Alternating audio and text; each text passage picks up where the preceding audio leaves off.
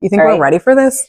Well, you think they're ready for this? Got to get the truth out. It has to be heard. It's not from our brains, but it's from the thoughts and brains of our non-speaking individuals that have been able to tell us on letterboard. So just to introduce myself, I'm Katie Custer. I'm the owner of Mind Over Body here in Aurora, Ohio.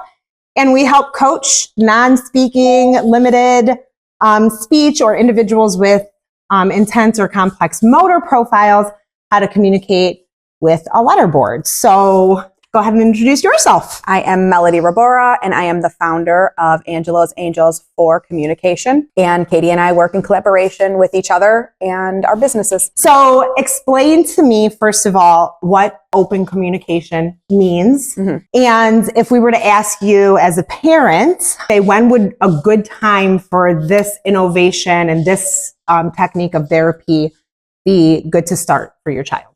Okay. So in terms of kind of the first part of that question, open communication, you have thoughts in your mind and you are able to communicate that.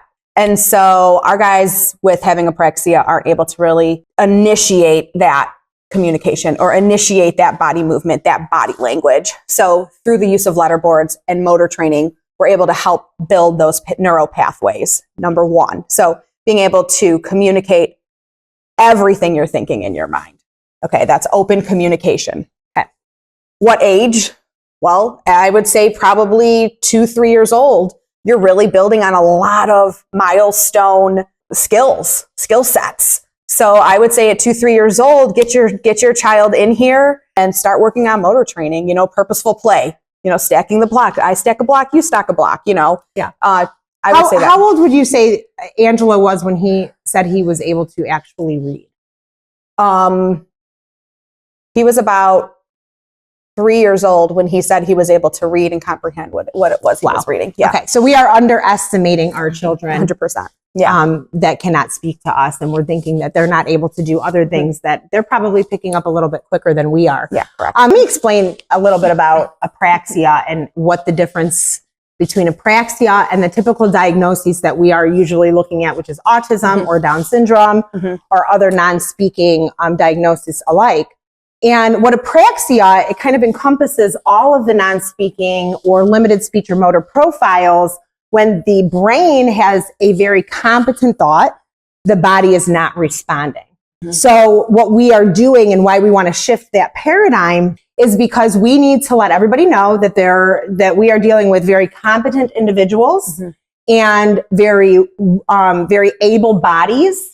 And we need to start coaching the sequencing and coaching the body in breaking down those movements so that we can build new rivers and new pathways.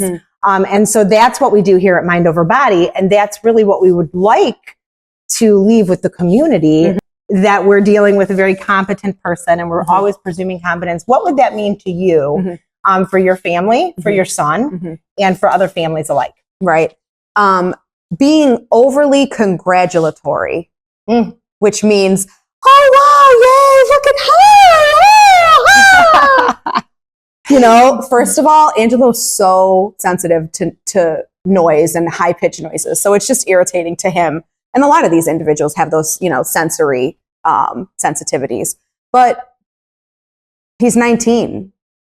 At 19, he would be expected to do certain things. At 10 years old, you would be expected to do certain things. And so because he can't speak, it doesn't limit him from being able to be expected to do that. Just acknowledge these people. You're all here for somebody tonight, right? So whoever you're here for, shifting your behavior and acknowledging that this is a 9-year-old boy. This is a 15-year-old woman, young lady. This is a 19-year-old or a 25-year-old or a 48-year-old. And how do you interact with those age groups? It would be no different. Absolutely. Science. Yes. So opportunities need to be opened up. Yeah. Just even allowing a child to homeschool so that they can have a letterboard to communicate on and answer questions with costs money for curriculum. Yeah. So sponsoring a child for curriculum for their year or, a monthly donation of even $10 would help. They need a skilled communication partner to help them access that education. their Yes. curriculum too.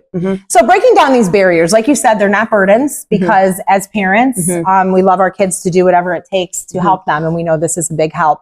But we thank everybody for joining us just to know about awareness, just to hear a little bit about what apraxia means and how to approach individuals with different motor profiles. And starting there is huge. Yes.